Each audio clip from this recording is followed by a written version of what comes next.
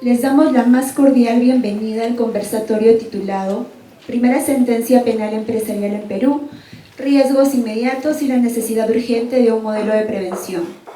Este espacio ha sido diseñado para reflexionar, analizar y debatir el impacto de esta sentencia histórica en el ámbito empresarial en nuestro país. Para ello, identificaremos las principales lecciones para el mundo corporativo peruano y demostraremos por qué el modelo de prevención de delitos debe ser una necesidad, una prioridad estratégica para mitigar riesgos legales y reputacionales críticos.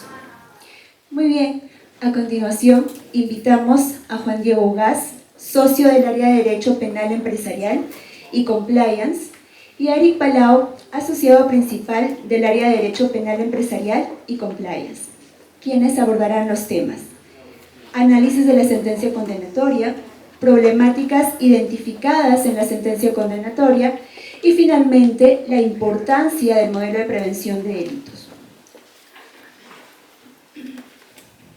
Juan Diego Ugaz es socio de Payet, Rey, Caubi, Pérez Abogados, especializado en Derecho Penal. Es abogado por la Pontificia Universidad Católica del Perú. Ha cursado una maestría en Derecho Penal, estudios de doctorado en Derecho Penal y cuenta con un título de experto en victimología, todos ellos otorgados por la Universidad de Sevilla. Actualmente es profesor de Derecho Penal en la Universidad de Lima y en la Universidad Católica del Perú. También ha sido pasante en la Comisión Interamericana de Derechos Humanos de Washington, D.C., Estados Unidos. Por su parte, Eric Palau es asociado principal de Payet, Rey, Caubi, Pérez Abogados y especialista en Compliance y Derecho Penal Económico y de la Empresa. Es abogado por la Universidad Católica del Perú y cuenta con una maestría en Derecho Penal por la Universidad de Sevilla y una maestría en Cumplimiento Normativo en Derecho Penal por la Universidad de Castilla-La Mancha. Tiene amplia experiencia asesorando a empresas nacionales y transnacionales en la prevención de riesgos penales mediante diseño, implementación y auditoría de programas de compliance, así como en investigaciones internas y litigios penales. Muy bien, les damos el pase y bienvenidos. Adelante, por favor.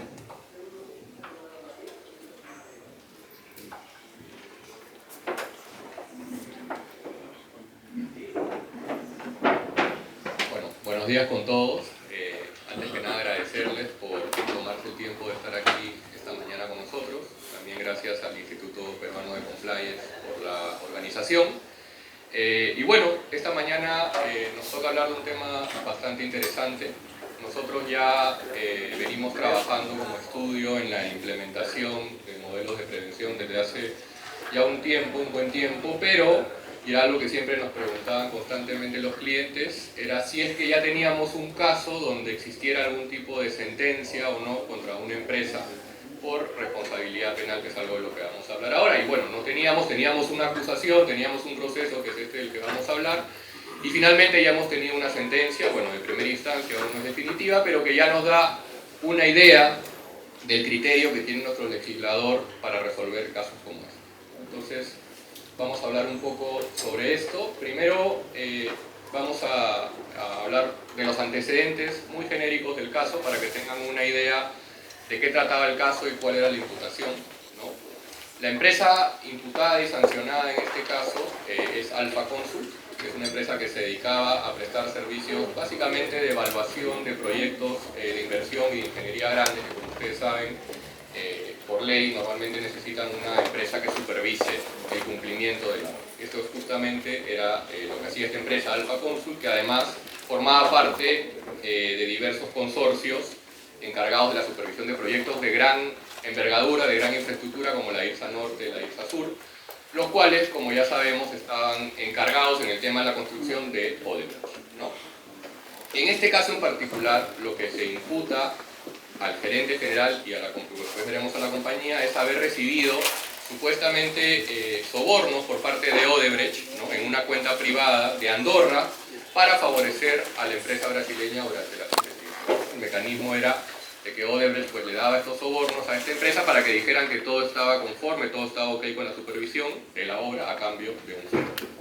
Pero no solamente se dedicaron a hacer eso, sino que también encontraron otro negocio ilícito favorable, que era gestionar justamente fondos ilícitos de sociedades offshore vinculadas a Odebrecht, ¿no? Que se transferían a estas empresas fuera del Perú para ocultar sobornos, y lo que hacía finalmente esta empresa Alfa Consult es devolvía de alguna forma ya limpio el soborno a Odebrecht a cambio de una comisión.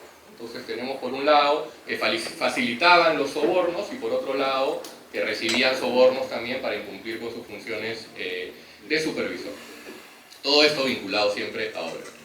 Y luego tenemos que el hijo del gerente general, porque esto era una empresa familiar, asumió la gestión de esta cuenta bancaria, continuando con las operaciones ilegales y adquiriendo bienes con el dinero. Entonces, en resumen, lo que tenemos es que esta empresa bueno, aparte del giro del negocio, que era la supervisión, estaba estrechamente vinculada con actos de corrupción de Odebrecht y fue instrumentalizada la compañía a través del dueño y de los gerentes para favorecer actos de corrupción. Digamos que esto, de forma genérica, son los hechos. Ahora vamos a la imputación que se hizo a la empresa. Y brevemente, esto ya muchos de ustedes lo saben, pero la novedad, digamos, de la responsabilidad penal de las personas jurídicas es que en un proceso penal donde se impute una persona jurídica, además de la persona natural, es que vamos a tener a dos imputados diferentes, la persona natural y la persona jurídica. Y la gran novedad es que uno no depende del otro. Puede ser que el proceso termine contra la persona natural porque muere, por prescripción o lo que fuera, pero que continúe contra la persona jurídica. Son totalmente independientes, que era algo que no pasaba antes en nuestra legislación, como ya vamos a ver. Entonces, teníamos por un lado, en este caso, la imputación a las personas naturales por actos de corrupción, pero también tenemos la imputación distinta a la empresa como persona jurídica. Y justamente lo que se le imputaba a la compañía, en este caso Alfa Consult, es haber sido instrumentalizada por su gerente general, con la participación del hijo, entre los años 2010 y 2018 para el ocultamiento de fondos. Aquí el tema de la temporalidad es bastante importante y ya lo vamos a ver, ¿no? Porque hay un tema de cuándo entró en vigencia la norma, cuándo no entró, qué tiempo tuvieron para prepararse o no, y cómo es que vamos a imputar estos delitos a la compañía tomando en cuenta la vigencia de la norma, que es algo que ya vamos a desarrollar.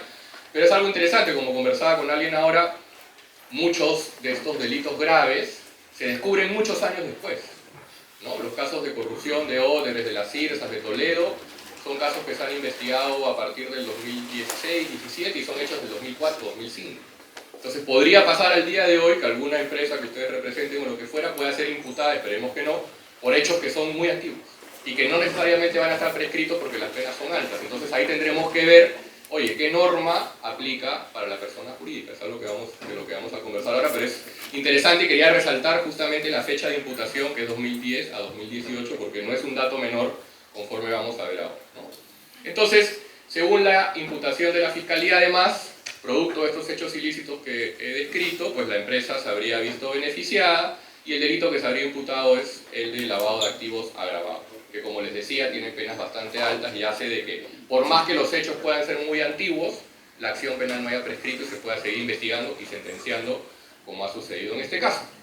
De hecho, vemos que las sanciones fueron bastante altas. El gerente general ha sido condenado a 35 años de cárcel, el hijo a 20 años de prisión, y acá viene lo interesante, que es la sentencia para la persona jurídica. Obviamente a la persona jurídica no la podemos meter a la cárcel, entonces las sanciones van a ser distintas a la coerción personal que sufre una persona natural. Entonces, en este caso, se ha puesto una multa de casi 7 millones de soles, vean ustedes la envergadura de la multa, una inhabilitación además que implica una prohibición de recibir directa o indirectamente dinero del dueño, una reparación civil de poco más de 3 millones de soles más intereses y el decomiso de la fianza de 319.000 soles.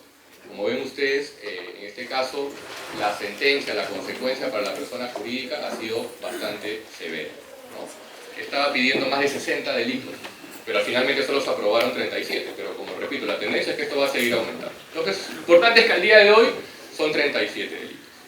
Para los demás delitos, si una persona natural comete un delito, valga la redundancia, en favor de su empresa y no está dentro de estos 37 delitos, no significa que la compañía no va a tener consecuencias. Sí que las va a tener, pero ya no como una sentencia penal o como una imputación penal, sino como consecuencias accesorias a el delito que se le imputa a la persona natural. La diferencia, en un poco lo que hablaba al comienzo, es que en las consecuencias accesorias, sí la responsabilidad de la empresa está atada a la responsabilidad de la persona natural. Si la persona natural no tiene responsabilidad penal, la empresa tampoco lo va a tener. Si se muere el imputado, por ejemplo, se extingue la acción penal para él y también para la empresa. Esa es la gran diferencia con la responsabilidad penal de las personas jurídicas, en la cual es independiente la responsabilidad de la empresa respecto de la responsabilidad de la persona natural. Entonces, consecuencias accesorias se determinan cuando se emite la sentencia contra la persona natural. Y el juez dice, sentencio a la persona natural a tanta pena de prisión y además, como él ha cometido el delito en favor de la compañía, vamos a aplicarle estas consecuencias accesorias a la compañía. Esto está vigente desde el año 91, está en nuestro Código Penal, artículo 105, ahí se regulan estas consecuencias accesorias. Como les decía, aquí hay un régimen de heteroresponsabilidad en la medida en que solamente puede haber responsabilidad penal para la compañía si es que previamente se ha determinado la responsabilidad penal de la persona natural, que además tiene que haber cometido el delito en favor de la compañía que representa. El delito tiene que haberse cometido, como decía, en el marco de la actividad de la empresa, utilizando su estructura y favoreciendo a la compañía. Tiene que haber algún tipo de relación definitivamente entre el delito que comete la persona natural y la compañía, eso sí. Como les decía, aplica a cualquier delito que tenemos en el Código Penal hasta el día de hoy, excepto los 37 que están en la Ley de Responsabilidad Penal de las Personas Jurídicas. Y las sanciones, vemos que son similares en su concepto, de repente en el tamaño son menores, pero tenemos clausura de locales, establecimientos, disolución de la empresa, suspensión de actividades, prohibición de realizar actividades y la multa, que vamos a ver que es mucho menor que la norma 3424, que puede ir entre 5 OITs a 500. Entonces, este es un primer concepto que hay que tener claros, consecuencias accesorias, repito, aplica para todos los delitos que no están dentro de los 37 de la responsabilidad de la persona jurídica y lo más importante es que sí o sí estas consecuencias están atadas a que exista la responsabilidad penal de la persona natural que actúa en favor de la empresa cuando comete el delito.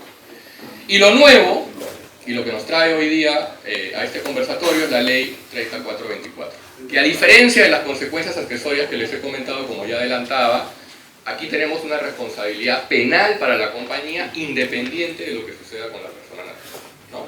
Entonces, aquí, como les decía, esta norma regula la responsabilidad penal autónoma de la persona jurídica. Acá hay un tema de autorresponsabilidad que es absolutamente autónomo, como ya comentaba. La vigencia de esta norma es para hechos que suceden desde enero del 2018. Este es un dato bastante importante, porque a partir del primero, cualquier hecho que se cometa desde ahí en adelante, y que esté, por supuesto, dentro de estos 37 delitos, va a dar la posibilidad al fiscal de imputar responsabilidad penal a la compañía. Entonces, esto es bien importante porque en derecho penal el plazo de prescripción se empieza a contar desde el momento en que se comete el hecho, y la norma que vamos a utilizar para imputar o no responsabilidad a la persona jurídica es a partir de enero del 2018. Y justamente, como vamos a ver ahora, y como les decía, que es un tema no relevante para el caso, es que este caso tiene hechos que van desde el 2010 hasta el 2018. Entonces hay hechos que son antes de la norma y hay hechos que serían después de la norma. Entonces ahí hay una problemática de la cual vamos a conversar que es bastante interesante.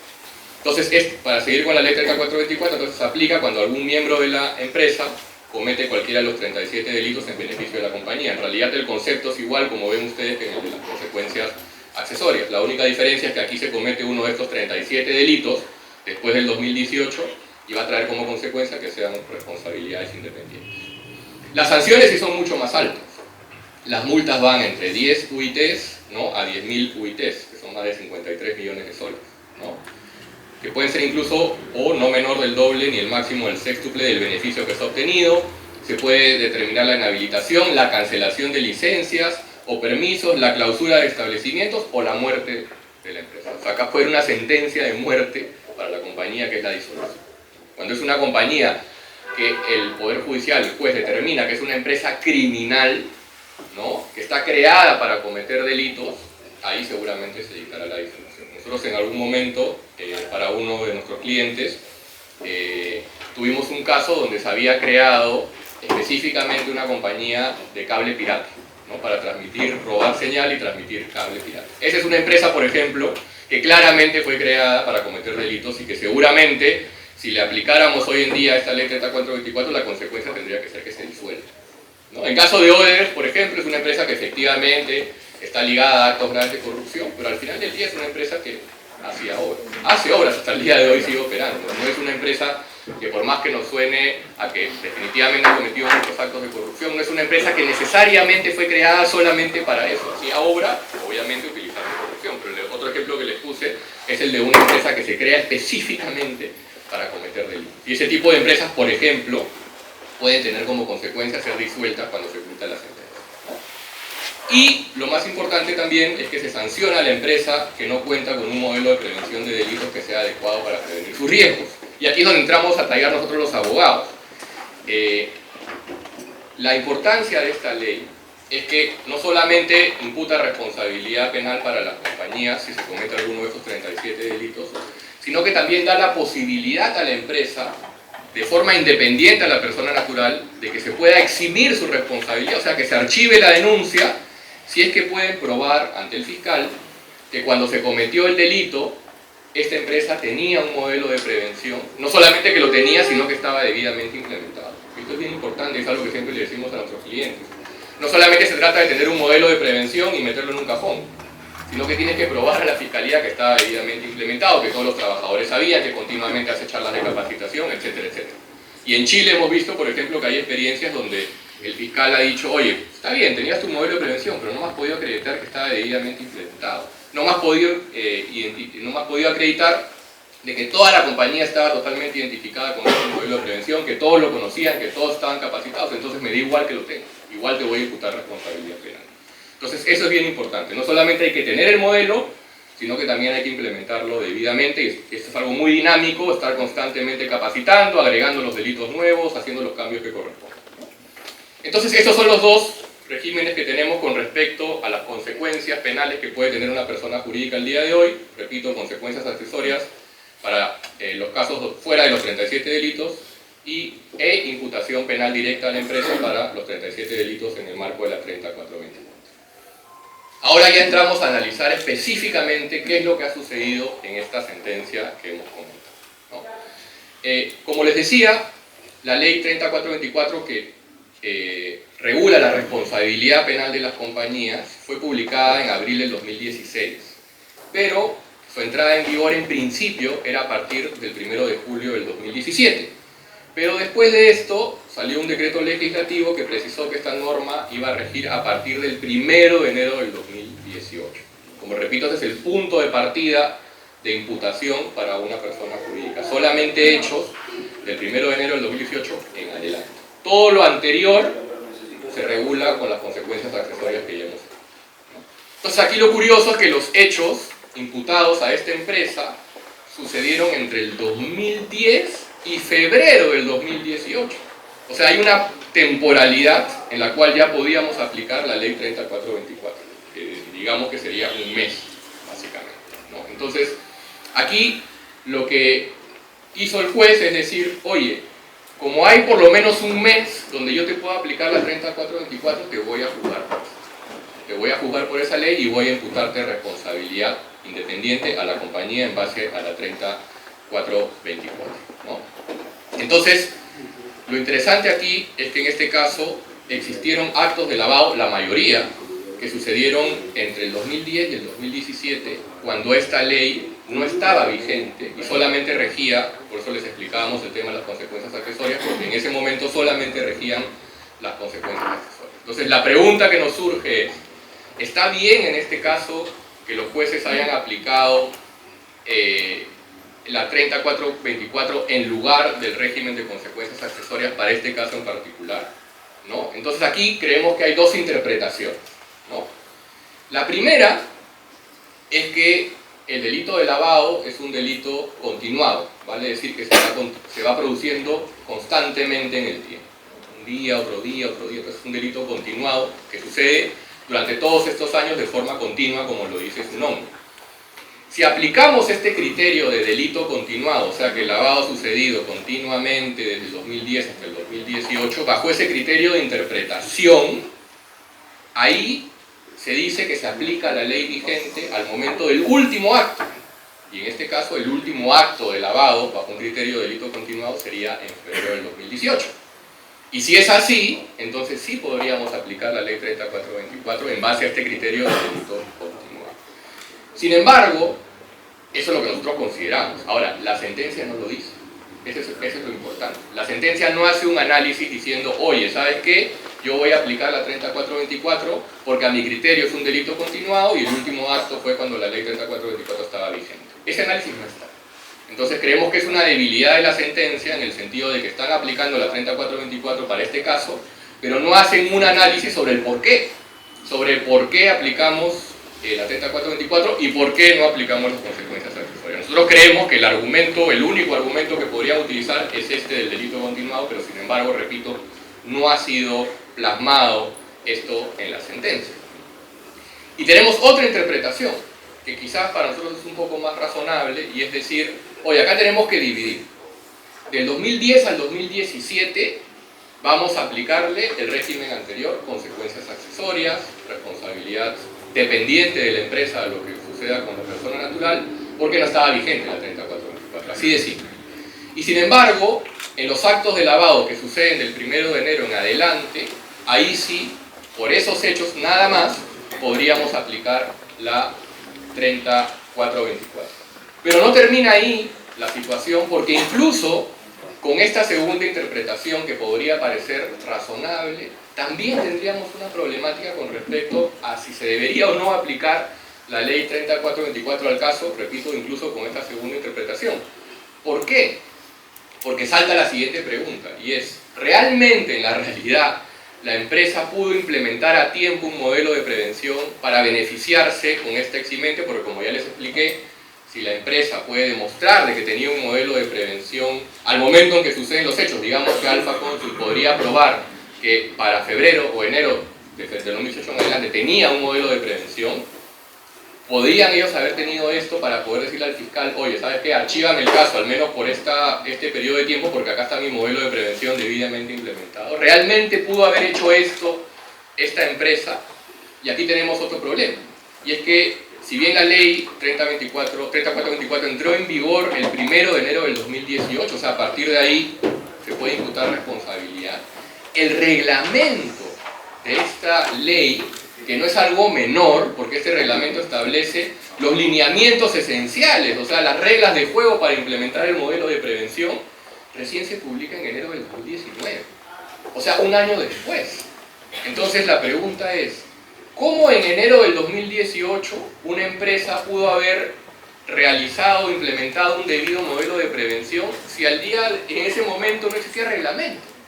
¿Bajo qué criterios, bajo qué lineamientos la empresa pudo haber creado un modelo de prevención para decirle al fiscal, oye, archívame el caso porque yo tenía un modelo de prevención en este momento? ¿Cómo lo iba a hacer si ni siquiera había reglamento? El reglamento apareció un año después. Claro, si hablamos de hecho ya de enero del 2019 en adelante, este razonamiento se cae porque ahí sí ya había reglamento, pero en este caso en particular tenemos este problema. Repito, cuando suceden los hechos no había reglamento. Entonces, ahí creemos que resulta jurídicamente imposible que esta empresa o cualquiera hubiera tenido un modelo de prevención debidamente implementado entre enero y febrero del 2018. ¿Cómo hacerlo si no tenía claras las reglas de juego? ¿Cómo hacerlo si bien tenía una ley, no tenía un reglamento? Entonces creemos que esta situación, en el caso de esta empresa, habría vulnerado ciertas garantías constitucionales, como es el principio de seguridad jurídica y el principio de legalidad. O sea, ¿cómo yo me puedo ver protegido por la ley si ni siquiera tenía el reglamento, si ni siquiera tenía las reglas claras? Entonces, definitivamente esto vulneraría, creemos nosotros, los derechos fundamentales de esta compañía, que podrá alegar, no sabemos si lo ha hecho en su apelación, y decir esto. Oye, un momentito, o sea, ¿cómo me puedes imputar responsabilidad penal por hechos que cuando sucedieron yo no tenía la posibilidad jurídica de siquiera implementar un modelo de prevención? Entonces no me puedes aplicar la 3424. Eso es lo que creemos nosotros que es un criterio que se podría utilizar. Ahora, igual, este tema no ha sido tampoco materia de análisis en la sentencia, lo cual creemos también que es un punto débil que seguramente podría ser aprovechado en la apelación por la parte imputada. ¿Qué creemos nosotros? que lo adecuado hubiera sido que el legislador, ¿no?, establezca una vacatio legis, diciendo que la ley solamente se va a aplicar para hechos que suceden después de la publicación del reglamento, que creemos que hubiera sido lo más lógico. Entonces, al día de hoy, si alguna empresa es imputada por hechos anteriores al 2019 por esta norma, creemos que hay un argumento de defensa en este sentido de decir, oye, tú no me puedes aplicar la responsabilidad penal de la persona jurídica cuando ni siquiera había reglamento. Porque si no había reglamento, yo me quedo sin la posibilidad de poder defenderme con mi modelo de prevención. Estás afectando mi derecho de defensa justamente porque por un principio de legalidad. Si no está el reglamento, ¿cómo me puedo defender? Entonces, esta es una debilidad, creemos también nosotros, del caso, que, como repito, no ha sido analizado en la sentencia, pero que podría ser materia de discusión en la apelación en la segunda instancia, ¿no? Ahora lo dejo con Eric para que continúe con el análisis de la sentencia.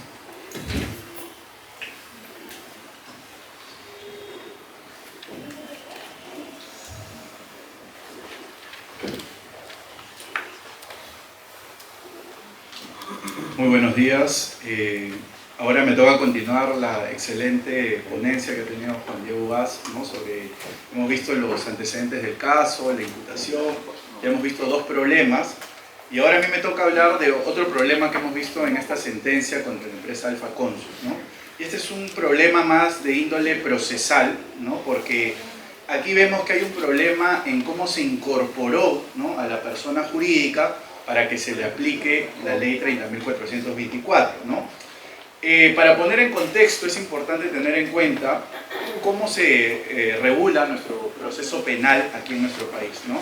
Está dividido por etapas. Hay una primera etapa que es, digamos, la investigación preparatoria, que se divide en dos, en diligencias preliminares y en la propia formalización de la investigación preparatoria. Hay una segunda etapa que es la etapa intermedia y, digamos, la última etapa es el juicio oral, ¿no? ¿En qué momento se debe incorporar a una persona jurídica bajo la aplicación de la ley 30.424? Hay dos momentos en los cuales puede ser incorporado. Desde un inicio, ¿no?, desde las diligencias preliminares como sujeto procesal, donde se le diga a la persona jurídica que está siendo investigada bajo los alcances de la ley 30.424. Y otra posibilidad es que, más allá de que ha sido incorporada en las diligencias preliminares, al formalizarse la investigación preparatoria, la Fiscalía tendría que requerirle al juez, ¿no?, la incorporación ya formal de la persona jurídica al proceso, ¿no?, y detallar justamente que va a formar parte del proceso y que se le va a aplicar la ley 30.424. ¿Y esto por qué? Porque se tiene que justamente cautelar los derechos de la persona jurídica, que tiene los mismos derechos que cualquier persona natural investigada en un proceso penal. Entonces, ¿qué va a permitir eso? Que la persona jurídica pueda defenderse en ese proceso penal, nombrar un representante legal de la persona jurídica, que ese representante legal no podrá ser alguna de las personas que estén siendo investigadas en el caso, tendría que ser otra persona que no forme parte de la investigación, y obviamente al detallarse que la persona jurídica está siendo investigada bajo la ley 30.424, sus mecanismos de defensa, sus medios de prueba van a estar orientados en justamente desbaratar esa imputación contra la persona jurídica. Pero ¿qué pasó en el caso Alfa Consul, ¿no? En el caso Alfa Consul se inició una investigación, ¿no?, contra la persona jurídica y se le formalizó la investigación preparatoria, pero bajo el régimen de consecuencias accesorias que bien ha comentado Juan Diego, ¿no?, que es bajo el artículo 105 del Código Penal, ¿no? ¿Esto qué trae consigo? ¿No? Que la persona jurídica durante toda la investigación se ha defendido en la creencia de que se le va a imputar las consecuencias accesorias del artículo 105, que, como hemos visto, tiene un fundamento de imputación diferente a lo de la ley 30.424, que es una responsabilidad autónoma de la persona jurídica. Entonces, en ese entendido, cuando una persona jurídica le incorporan bajo el artículo 105, lo más importante es desacreditar la imputación contra la persona natural, porque eso es lo que va a gatillar la responsabilidad penal hacia la persona jurídica, porque si no hay una condena contra la persona natural, evidentemente no va a poder imponerse una consecuencia accesoria a la persona jurídica.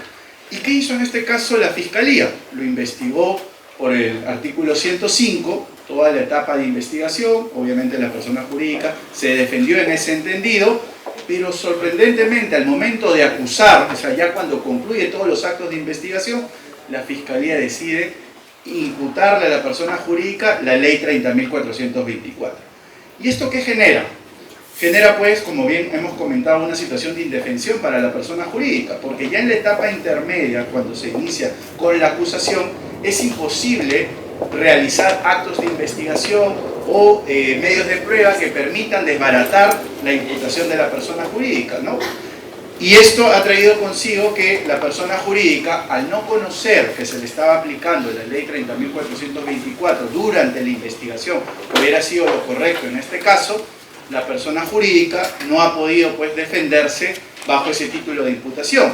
Si hubiera conocido qué hubiera hecho una persona jurídica, ¿no? Imaginamos que cualquiera de estas personas, de ustedes que forman parte de una empresa, esté alguna de las empresas investigadas bajo la ley, lo que habría tenido que defenderse principalmente es en acreditar que tenía un modelo de prevención de delito, porque el fundamento de imputación es el defecto de organización de la persona jurídica. ¿Qué quiere decir? Que la persona jurídica no se ha organizado correctamente, no ha establecido mecanismos de prevención que hubieran permitido prevenir situaciones de riesgo, en este caso el riesgo de lavado de activos, ¿no? Entonces, aquí, y como vamos a ver más adelante, la persona jurídica, en este Alfa Cónsul, tenía un sistema de gestión antisoborno. Obviamente no lo pudo presentar en la investigación porque no era el título de imputación que hubo durante la investigación preparatoria, y esto trajo consigo, como vamos a ver a continuación, otra problemática, que no pudo intervenir la Superintendencia del Mercado de Valores en este proceso penal. No hay un informe técnico de la SMV en el caso de Alfa Cónsul que haya evaluado o ha hecho un análisis sobre los sistemas de prevención que tenía la empresa.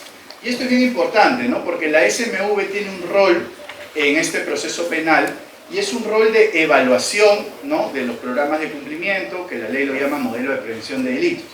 Pero es importante también mencionar que la SMV no es que va a evaluar y va a ir y les va a tocar la puerta a alguna de las empresas para revisar sus programas de cumplimiento. La SMV solo va a intervenir cuando haya una investigación penal contra una persona jurídica, o sea, en el marco de una investigación penal. Y siempre que la persona jurídica alegue, le indica a la Fiscalía que tiene un modelo de prevención o algún sistema de compliance que amerite justamente a que la SMV pueda entrar a hacer actos de evaluación de este programa de cumplimiento. Como les decía, en este caso, Alfa Cónsul no tuvo esa posibilidad siquiera, porque no estuvo siendo investigado bajo los alcances de la ley 30.424, sino bajo el régimen de consecuencias accesorias. ¿Qué hubiera pasado si se hubiera aplicado, digamos, correctamente la ley en este caso? Seguramente Alfa Cónsul hubiera puesto en conocimiento de la Fiscalía que tenía su sistema de gestión antisoborno bajo la ISO 37001, que es un estándar internacional importante, ¿no? Que esto implica que la compañía seguramente tenga una serie de políticas, lineamientos dentro de este sistema de gestión antisoborno, porque estos sistemas que son certificados pasan por evaluaciones continuas. Pero esto no pudo presentarlo Alfa Cónsul porque no era el título de imputación que había hecho la Fiscalía. Si lo hubiera hecho la Fiscalía, hubiéramos seguramente tenido en este caso también un informe técnico de la SMV que quizás hubiera dicho, como lo dice la sentencia, que este sistema de gestión antisoborno no era el más adecuado para prevenir el hecho que se le imputó, que es el lavado de activos, porque el sistema de gestión antisoborno, pues, está orientado en prevenir justamente actos de corrupción, de soborno hacia funcionarios públicos o entre privados. Pero lo importante aquí es que la Fiscalía formaliza la investigación el 26 de diciembre del 2019. Ahí ya teníamos el reglamento que bien comentaba Juan Diego, que entró en vigencia en enero del 2019. Entonces la Fiscalía, cuando formalizó, pudo, ¿no?, incorporar ya a la persona jurídica bajo los alcances de la ley 30.424, porque ya la persona jurídica, incluso siendo incluida en la investigación bajo los alcances de esta ley, podía haber presentado su sistema de gestión antisoborno o incluso podría haberlo adecuado, mejorado, actualizado hasta antes del inicio del juicio oral para, en el peor escenario, atenuar siquiera la responsabilidad penal, cosa que no se dio en este caso, ¿no? Y una quinta problemática que vemos y que creo que es importante es el análisis que hace la sentencia muy breve, no ha hecho un gran análisis, pero algo muy breve, puntual, pero que creo que sí debemos tenerlo en cuenta, es el hecho de que esta compañía tenía su sistema de gestión antisoborno, que está basado pues, en normas internacionales, normas ISO, que son sistemas en general, ¿no? Los sistemas ISO, como ustedes saben, son sistemas que permiten que la compañía se gestione de manera adecuada sus riesgos, se organice mejor, y hay una serie de normativas ISO, ¿no? Como tenemos la más conocida, que es el sistema de gestión antisoborno, la ISO 37001, que ha tenido, digamos, unas últimas modificaciones, y hay una última versión de este año, del 2025. También tenemos la ISO 37301, que busca pues, que las compañías puedan manejar mejor diversos sistemas de compliance que pueda tener la organización. Tenemos la ISO 31000, el sistema de gestión de riesgos, que es básicamente para que las compañías, bajo estos estándares internacionales, puedan, ¿no?, hacer una correcta identificación y evaluación de sus riesgos. Y también hay otra ISO conocida que es la del sistema de gestión de denuncias, que es relativamente nueva, que permite que las compañías bajo estos estándares puedan implementar correctamente sus canales de denuncia e incluso realizar una debida investigación interna. Pero en este caso, Alfa Consul, como les decía, contaba con esta certificación de ISO 37001, Sistema de Gestión Antisoborno. Fueron diversas personas al juicio oral y comentaron y acreditaron que realmente la compañía tenía esta certificación ISO 37001, pero los jueces no le dieron mayor valor, ¿no?, al momento de dictar la sentencia, porque consideraron que si bien tenía la compañía este sistema de gestión antisoborno, lo que aquí se imputaba era un tema de lavado de activos y a criterios del juez, ¿no?, y también de la fiscalía que sustentó en el juicio oral, es que este sistema de gestión antisoborno no era útil, no era eficaz para la prevención de los actos de lavado de activos que se imputaban a la compañía. Y por tanto, por más que la compañía tenía este sistema de gestión antisoborno, este sistema ISO 37001, no le sirvió a la compañía para siquiera atenuar la responsabilidad penal. Pero esto que nos lleva a la reflexión, que si bien los estándares internacionales son sumamente importantes, ¿no?, son sumamente importantes, lo trascendental que va a pasar en las investigaciones penales es ver que las compañías estén en primer lugar alineadas a lo que dice la ley 30.424, su reglamento, que es donde se regula cómo se debe implementar el modelo de prevención de delitos, e incluso también lineamientos que ha dictado la SMV, ¿no?, en el año 2021, porque en base justamente a estos lineamientos la SMV va a evaluar el modelo de prevención. Entonces, como reflexión sería que en primer lugar debemos preocuparnos en tenerlo bien implementado el modelo de prevención de delitos conforme a las leyes locales, a la ley 30.424, el reglamento y los lineamientos, que esto implica no tener la certificación, no, sino que de manera complementaria las compañías puedan también certificarse bajo estos estándares internacionales. Pero no podemos dejar de lado de prevenir todos estos riesgos a los que puede estar la compañía de acuerdo a la ley 30.424, que como bien ha comentado Juan Diego, son 37 delitos. Entonces la compañía, si solo establece un sistema de gestión antisoborno, estaría cumpliendo con parte, ¿no?, de lo que exige la ley, porque serían los temas de corrupción, que sí son delitos que están en la ley 30.424, pero no, por ejemplo, delitos tributarios, que ya se puede imputar responsabilidad penal a una empresa. No delitos aduaneros, no delitos contables, no delitos contra el patrimonio cultural, que son delitos que parecen alejados, pero son delitos que se pueden trasladar, si se cometen, la responsabilidad penal a la empresa. Y esto nos trae a la reflexión también la importancia que tienen hoy en día, hoy más que nunca creo yo, los modelos de prevención de delitos, ¿no? Los modelos de prevención de delitos, si bien son voluntarios, porque así lo dice el reglamento, nadie está obligado a tener este modelo de prevención de delitos.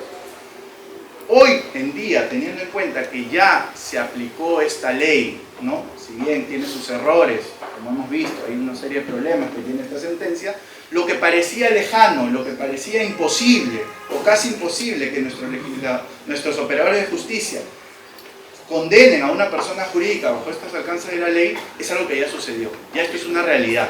Esto es una realidad y es algo que va a continuar en el tiempo.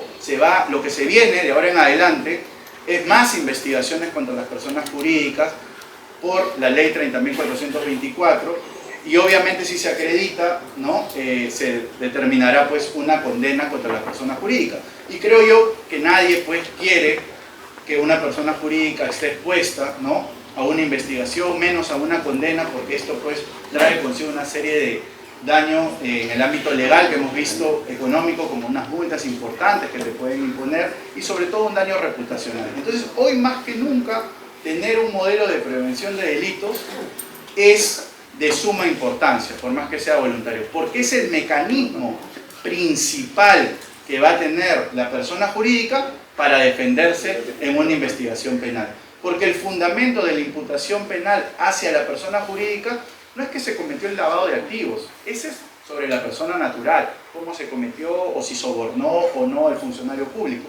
Lo que le van a evaluar a la persona jurídica para determinar su responsabilidad penal es que, más allá de que haya el delito, ¿no?, que ha sido cometido en beneficio de la persona jurídica, es el defecto de organización que significa, en sencillo, no tener un programa de cumplimiento penal. Entonces, el tener el programa de cumplimiento penal te va a poner en una mejor posición en la investigación penal, porque lo vas a poder presentar, ¿no?, a la Fiscalía, va a poder ser evaluado por la SMV, y si hay seguramente un informe de la SMV favorable hacia la persona jurídica, donde diga que se ha implementado, que funciona adecuadamente, como dijo Juan Diego, no se trata de tenerlo en papel y guardarlo, ¿no?, sino que sea un programa de compliance vivo, eficaz, que se pueda acreditar que se están haciendo todas las políticas, se están implementando, que se están haciendo capacitaciones, que la gente ha interiorizado, ¿no?, los lineamientos de este programa de cumplimiento, seguramente habrá mayor posibilidad de que la persona jurídica pueda eximir o atenuar su responsabilidad. Como vemos, si la persona jurídica lo tiene debidamente implementado, este programa de cumplimiento, antes de que se cometa el delito, y por eso es importante anticiparnos a estas situaciones, va a poder eximir de responsabilidad penal. Pero digamos que esto antes aplicaba para todos los supuestos, ¿no? O sea, si la persona jurídica lo tenía antes de cometido el delito, podía eximir de responsabilidad penal en cualquier escenario. Va a permitir que tengas una atenuación de esta responsabilidad penal.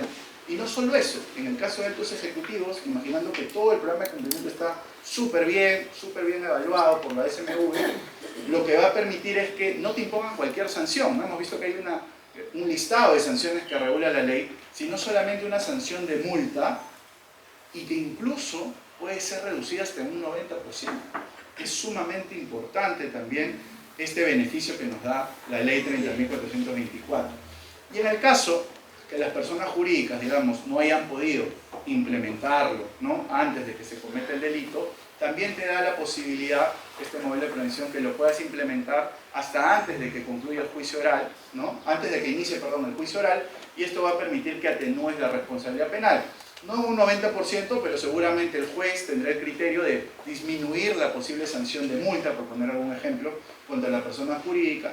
Y si de alguna manera lo tiene también la persona jurídica, pero por ahí de repente no funcionaba bien su canal de denuncia, por poner algún ejemplo, pues será una acreditación parcial del cumplimiento de este modelo de prevención, y también tiene un efecto de atenuación de responsabilidad penal.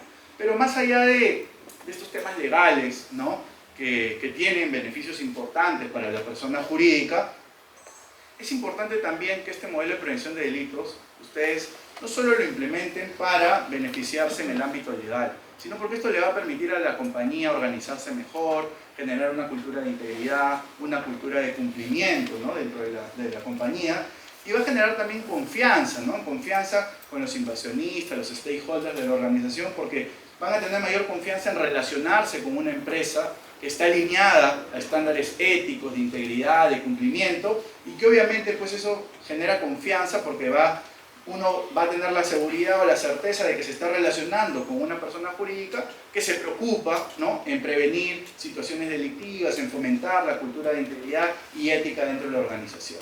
Y obviamente esto genera también eficiencia a la compañía, porque el tener este programa de cumplimiento le va a poder permitir anticiparse a situaciones que pudieran exponer a la empresa, detectar estos temas riesgosos que pudieran exponer a la compañía frente a un caso penal o a un tema reputacional que puede ser algo muy grave, ¿no? Entonces, para terminar, creo que las conclusiones del caso del día de hoy son que tenemos como les decía, la primera sentencia penal contra una empresa en el Perú, lo cual constituye un hito jurídico. Y tenemos esta primera sentencia bajo la ley 30.424, que puede tener sus defectos, como les dije, pero lo que sí nos deja un mensaje, creo yo, de trasfondo es la importancia que tienen los modelos de prevención de delitos, ¿no? Y un tema importante, una segunda conclusión, es que no basta tener el modelo de prevención solamente de manera formal, ¿vale? Es decir, aprobado de repente en actas o que simplemente exista el documento, sino que es crucial que se demuestre la eficacia de este modelo de prevención mediante una correcta implementación y funcionamiento de este modelo de prevención, que puede ser pues mejorado continuamente, porque este modelo de prevención es dinámico y se puede ir robusteciendo con el pasar del tiempo, ¿no? También otra conclusión que nos deja este caso es que no es suficiente tener una certificación internacional bajo los estándares ISO, ¿no? Es importante, sí, es muy importante tenerlo si es que las compañías desean certificarse bajo estos estándares internacionales, pero lo importante es, en primer lugar, alinearse a lo que establece la ley, el reglamento y los lineamientos de la Superintendencia del Mercado de Valores. Y una cuarta conclusión que podemos ver aquí es que contar con este modelo de prevención, creo que es importante, los que no lo tengan, tenerlo ya desde este momento, planificar, tener este modelo de prevención de delitos, porque esto empezó con pocos delitos, hoy son 37 delitos, y lo que se viene es a que se amplíe el catálogo de delitos. Entonces, manejar un sistema que uno no lo conoce porque es nuevo, respecto a 7, ahora 37 delitos, creo que va a ser mucho más fácil que cuando llegue esa gran cantidad de delitos, con todo el código penal, como pasa en Chile, como pasa en España, ya las compañías van a estar mejor organizadas y van a poder manejar mejor estos nuevos riesgos a los que puedan estar expuestos. Y que obviamente este caso nos demuestra que las sanciones penales son sumamente graves, ¿no? Hemos visto sanciones importantes que se ha puesto contra la persona jurídica, multa, ¿no? Inhabilitación en este caso, y podría haber incluso hasta la disolución de una persona jurídica, como hemos visto, ¿no? Y que más allá de esto, el tema penal pues genera también un daño reputacional, ¿no? Porque creo yo que todos han visto que en los distintos diarios ha salido esta sentencia, entonces creo que ninguno de los que están aquí presentes va a querer que la compañía en la cual trabajan aparezca en primer plano de un diario diciendo segunda sentencia por la ley 30.424, que sería algo lamentable, ¿no? Y esperemos que solo sea la única sentencia que pase, porque creemos que todas las compañías van a reflexionar a raíz de esta sentencia, se van a organizar mejor y vamos a tener un modelo de prevención que les va a permitir defenderse correctamente en estos casos. Muchísimas gracias.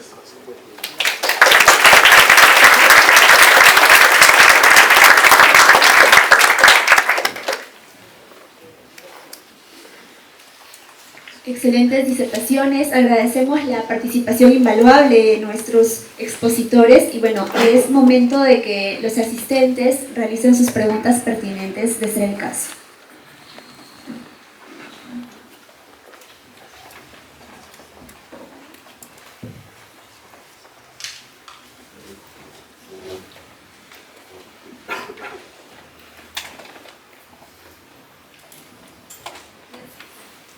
Hola, ¿cómo están? Muchas gracias.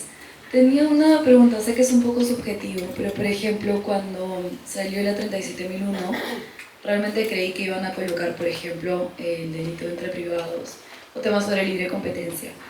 ¿Cuál creen ustedes dos que podría ser la tendencia a que con una próxima modificatoria, que naturalmente añada más delitos, estaría orientado? ¿Cómo a qué delitos creen que estarían por implementar? Gracias. Lo que creemos que lo que se viene lo más próximo, ¿no?, a incorporar como delitos es el tema de corrupción entre privados. Las compañías no solo se relacionan con funcionarios públicos, tienen mucho relacionamiento con proveedores, clientes, donde hay una gran exposición a un riesgo de corrupción entre privados. Y lo que también seguramente se va a venir es incluir delitos ambientales, porque muchas compañías también están expuestas y el tema ambiental es transversal a muchas operaciones, actividades que realizan las empresas. Y estos delitos que les comento son delitos que estaban justamente en este proyecto de ley que tuvo el Congreso de la República, que trajo consigo esta última modificación que hubo de la ley 30.424.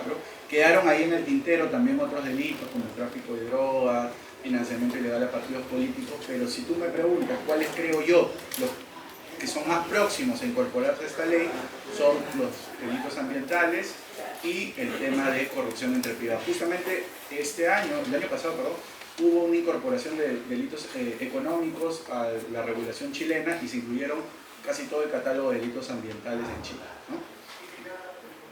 Gracias.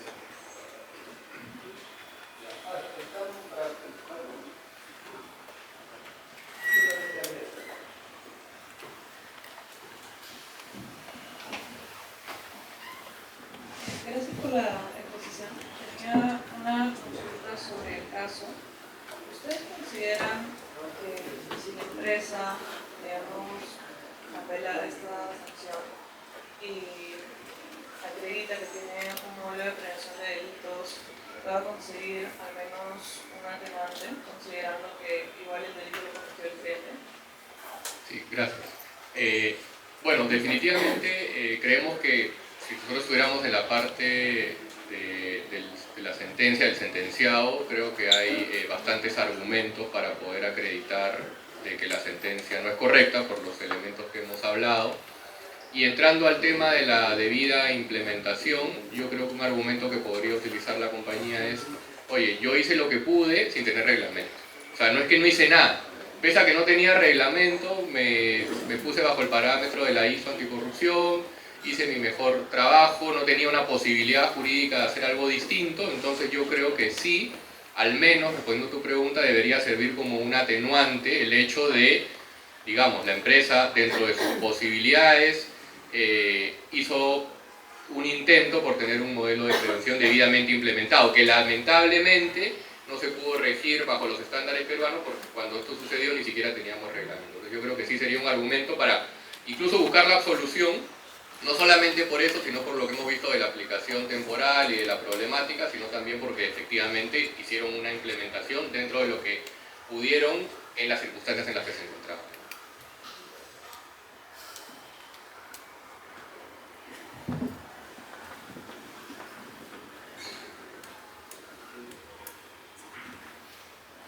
Buenos días.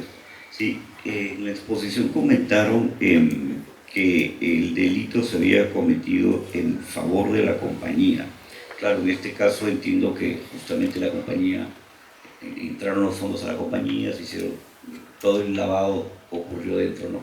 Pero en una situación que eso no ocurra en realidad, que el beneficio sea solamente de la persona que comete el acto de corrupción y no haya un beneficio para la compañía, o sea, ¿sería imputable el delito en esa situación? Bueno, gracias por la pregunta. Definitivamente en ese caso no. Siempre ponemos el ejemplo: imaginen ustedes el trabajador de un banco que quiere construir una edificación en el tercer piso de su techo y soborna a un funcionario de la municipalidad para que le otorguen la licencia. Sí, la persona trabaja en el banco, pero es un hecho absolutamente personal de corrupción que no ha sido en beneficio ni en representación de la compañía, y en ese caso definitivamente la empresa no estaría involucrada. En este caso en particular vemos que incluso el dueño, gerente, el hijo, todos estaban absolutamente involucrados utilizando cuentas personales y cuentas de la empresa. Entonces ahí sí que está claro el favorecimiento de la compañía, pero en un ejemplo como el que te acabo de poner, ahí sí definitivamente la compañía no tendría ninguna exposición.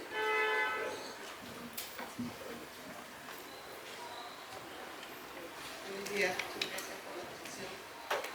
No soy abogada penalista, pero me quedan unas dos dudas. La primera, cuando señalas que una posible interpretación de la aplicación temporal para un periodo se aplique las sanciones accesorias y en un segundo periodo se aplique la 3424, digamos, ¿cómo sería la lógica de la sentencia?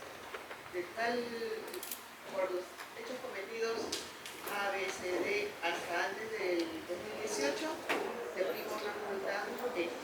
Por este otro tramo, se aplica una multa mayor. O sea, ¿cómo va a jugar esta parte? La segunda pregunta que tengo es, en caso para la calificación del modelo de prevención, sé que debe estar debidamente implementado, que tenga todos sus elementos, etc. Pero en solo esto que se comete el delito, no representa que no estaba tan debidamente implementado. Gracias. Yo te respondo la segunda y Eric de repente la primera, ¿no? Mira, el hecho de que esté debidamente implementado no significa necesariamente de que el modelo pueda prevenir que una persona natural, que son de carne y hueso, tome una mala decisión. Me pongo en el ejemplo donde hay una compañía que puede tener absolutamente su programa de compliance debidamente implementado, todos los trabajadores lo saben, han acudido a las capacitaciones, han firmado que han estado presentes, pero sin embargo hay un trabajador, digamos por ejemplo, que tiene problemas económicos, que tiene problemas familiares y que se quiere ganar una comisión y no llega a su meta. Pese a que sabe que todo lo que puede hacer está prohibido por una necesidad personal, porque repito, al final somos seres humanos, decide cometer un delito, un soborno para poder obtener su bono y finalmente resolver su problema personal. Entonces, digamos, en un ejemplo como ese, pese a que estemos como empresa y hayamos implementado todo debidamente, no podemos evitar, lamentablemente, que algún funcionario, por una situación personal, como por ejemplo la que acabo de poner, cometa un delito. Y el hecho de que lo haga no significa necesariamente de que no esté debidamente implementado. Ahí la empresa tendrá que probar, por ejemplo, que ese trabajador recibió capacitaciones, por eso en las capacitaciones siempre se firma la asistencia, esta persona fue capacitada, esta persona recibió su manual de prevención, esta persona recibió el código de ética, y entonces yo como empresa ya no podía hacer más. Entonces no necesariamente el hecho de que un funcionario cometa un delito significa que el manual o el modelo no funcione. Eso respondiendo a tu segunda pregunta.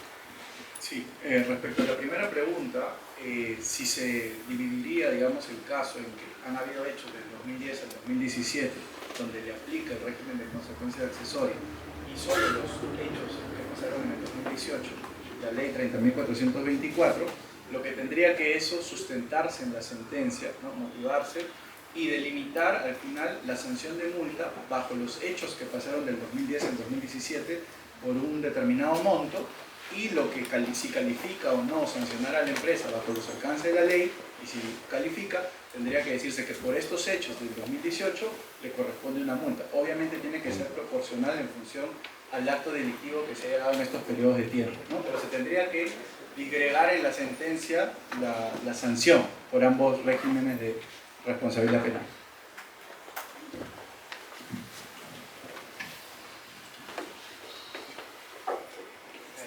Buenos días, gracias por la exposición, pero en una consulta por un tema que no me quedó muy claro. Si la empresa tiene implementado su manual de prevención, eso no es un eximento, eso es un atenuante si el delito lo comete un alto objetivo. ¿Correcto? Sí, correcto. La norma ha cambiado en el sentido de decir, si cuando se comete el delito, la compañía tenía un programa de compliance debidamente implementado, se va a eximir de responsabilidad, salvo cuando el delito lo comete un alto funcionario. Digamos que la razonabilidad de esta excepción es que se supone que las personas que dirigen a la compañía son las que más deben estar capacitadas y las que deben dar el ejemplo. Entonces, si la alta dirección de la compañía, que se supone que además son los que aprueban estos lineamientos de prevención, están inmersos en un delito de estos 37, pues no tendría mucho sentido, según la norma, eximir totalmente a la responsabilidad a la compañía, porque la propia cabeza de la empresa está cometiendo actos delictivos. Sin embargo, también premia de alguna forma el esfuerzo de la compañía de igual tener el programa debidamente implementado, y por eso es que se da esta atenuante que, como explicaba Eric, que puede reducir hasta en un 90% la multa. Pero efectivamente es así. Y una pregunta. ¿Qué tendríamos por alto ejecutivo? O sea, gerentes, miembros de directorio. Es una buena pregunta porque la norma no lo establece. Entonces ahí es un tema absolutamente interpretativo y lamentablemente podemos caer en la interpretación de un mal fiscal o de un mal juez que puede considerar que cualquier cosa puede ser un alto directivo. Pero en principio deberían ser las gerencias más altas de la compañía, ¿no? O el directorio o lo que fuera.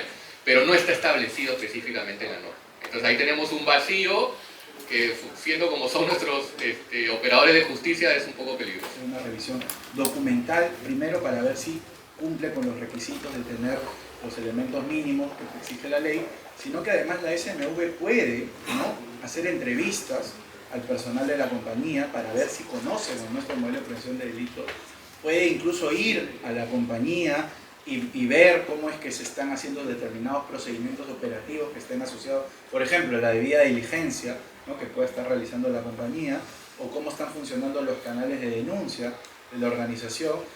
Y las capacitaciones igual, ¿no? Si bien puede haber un certificado, ¿no?, que diga que están capacitados todos los colaboradores, imaginemos que hacen una entrevista a un gerente y le preguntan algo de modelo de prevención y no sabe nada. Entonces, la SMV va a hacer una evaluación completa. No solo se va a basar en documentos, que tú le puedas dar un certificado, sino que puede incluso, como te digo, ir a la compañía, hacer entrevistas y hacer en general cualquier tipo de evaluación que consideren importante para la elaboración del informe técnico. Pero igual, complementando lo que dice Eric, sí es importante tener trazabilidad en la compañía. Definitivamente hay que tener trazabilidad de los eventos, de que todos los trabajadores tengan efectivamente conocimiento de las políticas y generar la evidencia, ¿no? Independientemente de lo que pueda hacer la SMV, creo que es importante que la compañía genere evidencia de que este programa no solamente existe, sino que está debidamente implementado, y para eso están las charlas, los controles de asistencia, las grabaciones de los eventos que se puedan hacer, etcétera, etcétera, que debe ser complementario a lo que dice Eric, y yo creo que si la empresa tiene la trazabilidad de la evidencia de que ha estado con un programa debidamente implementado y la SMV lo ratifica, pues la posición de la compañía va a ser súper buena en el marco de la investigación. Una pregunta. Considerando que se aplicó la 3424, pero no hubo un claro sustento de por qué se aplicó, cómo se hizo, ¿no estaría dejando como que un vacío, está viendo un espacio para que de repente pueda hacer una apelación y de repente no se pueda aplicar la sentencia? Sí, definitivamente es algo que nosotros decíamos. Creemos que el hecho de que no haya una argumentación, una explicación de por qué se aplicó la 3424 en este caso, por ejemplo, sin analizar el tema de que el reglamento no estaba vigente o si es que es un delito continuado o no, creo que sí genera un espacio para que la parte apelante, cuyo documento de apelación no conocemos, pueda solicitar que la sentencia sea revocada, y creemos que estas deficiencias sí efectivamente podrían tener como resultado que con una buena apelación y con un buen sustento esta sentencia pueda ser revocada. ¿Alguien más, por favor? De aquí. Muchas gracias. Tengo una pregunta. Muchas empresas, cuando hablan de compliance, les hacen mención a sus normas de la matriz. Por ejemplo, dicen, no, nosotros ya tenemos un compliance implementado desde la matriz, ya tenemos políticas, ya tenemos todo. En este caso, y por la sentencia que ha salido, entendería que ahora debería, es mucho más importante aplicar o aterrizar esas políticas de cara a hacerlas, adecuarlas a la norma, a la ley. De lo contrario, no podría incluso servir como eximente, lo que yo estoy entendiendo. Sí. Gracias por la pregunta. Esto es algo que nos pasa muchísimo en la práctica, en la oficina. Tenemos varios clientes que son empresas transnacionales que nos dicen, oye, Juan Diego, Eric, mira, yo tengo ya mis políticas globales para la región América, para la región África, para lo que fuera. Lo que hacemos nosotros es lo que nosotros llamamos peruanizar o tropicalizar estas políticas globales, que son muy buenas en muchos casos, que están bajo los estándares de la ISO anticorrupción o de normativas quizás más desarrolladas que las de nosotros, pero igual, como tú bien dices, tenemos que adaptarla a la norma peruana. Entonces lo que hacemos es, como les decía, tropicalizar o peruanizar estas políticas para que estén bajo el parámetro de la norma. Entonces es algo que hacemos nosotros en el día a día y sí creemos que es bastante importante. Solo para complementar, por ejemplo, a veces nos pasa que tienen políticas corporativas, incluso hasta tienen matrices, ¿no?, globales, pero no es lo mismo un riesgo que pase, por ejemplo, en Suiza, que pueda pasar aquí en Perú. Entonces es crucial que las compañías, por poner un ejemplo nada más, tienen que tener una matriz de riesgos de acuerdo a lo que realiza la compañía aquí en nuestro país, ¿no?, a las actividades, las operaciones que tiene y la situación geográfica que tiene nuestro país, que estamos sumamente expuestos, por ejemplo, a temas de corrupción, más que, por poner este ejemplo, con Suiza. Entonces, puedes tener una matriz global, pero no creo que te sirva como un eximente de responsabilidad penal para acreditar que tienes debidamente identificado tus riesgos bajo la operación aquí en Perú, ¿no? Gracias.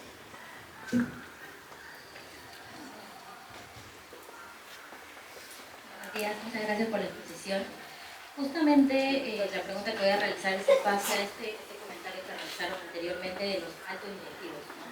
Quisiera saber cuál sería la utilidad, realmente la definición de rol dentro de una empresa que podría ayudar finalmente a dirigir el caso o dirigir correctamente, ¿no? Porque sabemos que en la mayoría de los casos directamente se va contra la gerencia general y existen otro tipo de gerencias que podrían ser las realmente involucradas, ¿no? Entonces quisiera saber qué tan utilidad sería ellos y estaría dentro del programa de cumplimiento o amarrarlo incluso a los perfiles de puestos que se vienen manejando, por ejemplo, actualmente.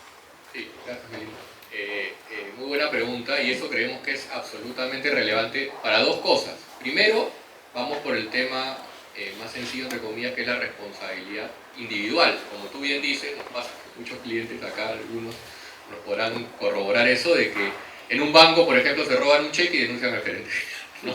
Entonces, tener delimitados los roles es imprescindible en una compañía para que el día que tú tengas una investigación, que generalmente, sobre todo cuando la contraparte es privada y quiere molestarte y quiere incomodarte y va a ir donde la cabeza, tú puedas ir donde el fiscal, y lo hacemos día a día, decirle al fiscal, oye, esta persona no tiene absolutamente nada que ver, acá está el organigrama, acá está el rol debidamente definido, y quien debe declarar, o en todo caso aclarar, no significa que haya cometido el delito, es esta persona que tiene este rol, que efectivamente está vinculada al hecho que había sucedido. Entonces, tener este organigrama, estos perfiles debidamente implementados, primero, te ayuda bastante en el tema de la delimitación de quién va a ser la persona natural investigada, como primera cosa. Y como segunda cosa, efectivamente, como tú bien dices, va a ayudar a determinar si es que, si bien no está totalmente definido, si es que el delito habría sido cometido, entre comillas, por un alto funcionario o de repente una gerencia menor o una división menor de la compañía. Y si podemos probar que efectivamente, si bien no está definido, esto no es un alto cargo, una alta gerencia, porque tenemos el organigrama donde están establecidos quiénes son las cabezas de la empresa, efectivamente nos va a ayudar a que ya se nos pueda eximir de responsabilidad en lugar de solo atenuar. Así que eso creemos que es sumamente relevante por estos dos puntos que te mencionaba. ¿Alguien más desea realizar alguna pregunta? Gracias. Buenos días, muchas gracias por la exposición brillante de los dos. Hay una cuestión que no me quedó muy clara a mí, que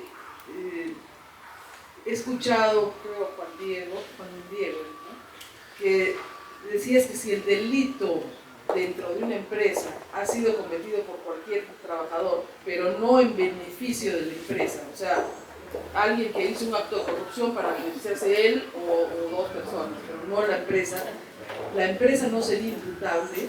¿No es acaso que igual el modelo de prevención no funcionó bien porque no hubo actos de control debidos o canales de denuncias o etcétera?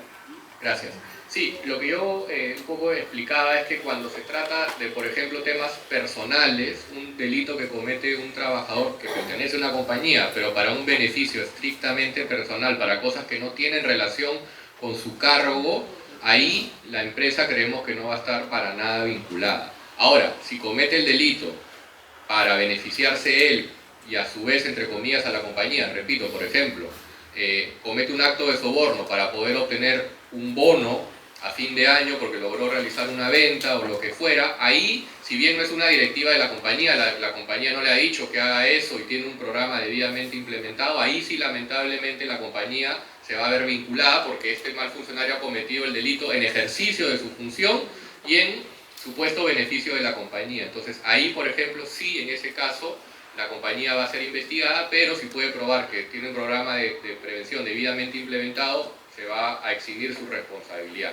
Lo que yo quería decir es que cuando un trabajador de una empresa comete un acto de corrupción o cualquiera de esos 37 delitos, pero en un tema absolutamente personal, ajeno a su cargo y a sus funciones, ahí sí la compañía no va a estar vinculada con ese hecho delictivo.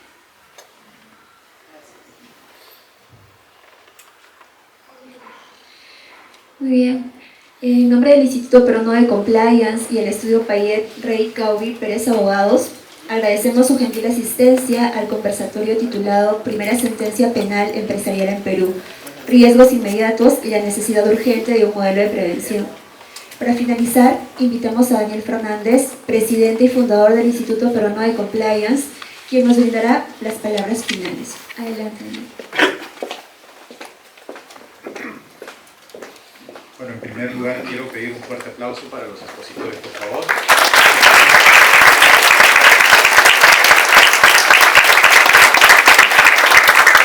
Y para ustedes también por haber asistido esta mañana, por favor. Bien, en nombre del Instituto Peruano de Compliance, sinceramente agradecemos su participación valiosa esta mañana. En realidad quiero agradecer nuevamente a los expositores por su excelente exposición, a los organizadores, parte de mi equipo, a Paul también, que es del estudio de abogados, a Cintia Roldán, que es miembro honoraria del Instituto Peruano de Compliance, fue el nexo con el estudio Payet, porque trabaja actualmente en este estudio tan prestigioso. Este conversatorio nos recuerda que implementar modelos de prevención, como ya lo han mencionado los expositores, tienen que ser eficaces, no pueden ser de papel, como la mayoría de las empresas creen que es suficiente, ¿correcto? Entonces, en este camino, ya lo han resaltado los ponentes, hay que hacer énfasis en las capacitaciones internas a todos los colaboradores, a través de charlas, talleres, ¿no?, que son herramientas clave. En esta línea de ideas, quiero invitarlos a participar del próximo curso que es dirigido para ejecutivos sobre Criminal Compliance. Es un curso diseñado ya en su 4ª edición, en esta oportunidad en alianza precisamente con el estudio Payet, donde vamos a brindar herramientas claves para directores y gerentes que están precisamente involucrados en la prevención de delitos en las empresas, ¿no? Y bueno, además de la constancia de participación que ustedes van a recibir, todos deben haber recibido un vale de descuento para el próximo curso, que también van a recibir mayores detalles en el vía correo. Y finalmente, nuevamente felicitarlos a todos por la concientización que se está generando a través de este tipo de eventos. Son fundamentales, cada vez estamos seguros desde el IPC, la perspectiva es que cada vez más haya más regulación. Inclusive ustedes habrán visto que por parte de la UIF, ¿no?, se están incrementando cada vez más los sujetos obligados. Que no les sorprenda y que nos agarre preparados, ¿no?, que estos modelos de prevención también se inmiscuyan cada vez más en diversos rubros o giros empresariales. Así que los felicito nuevamente a ustedes y les pido un aplauso para ustedes por haber asistido. Gracias.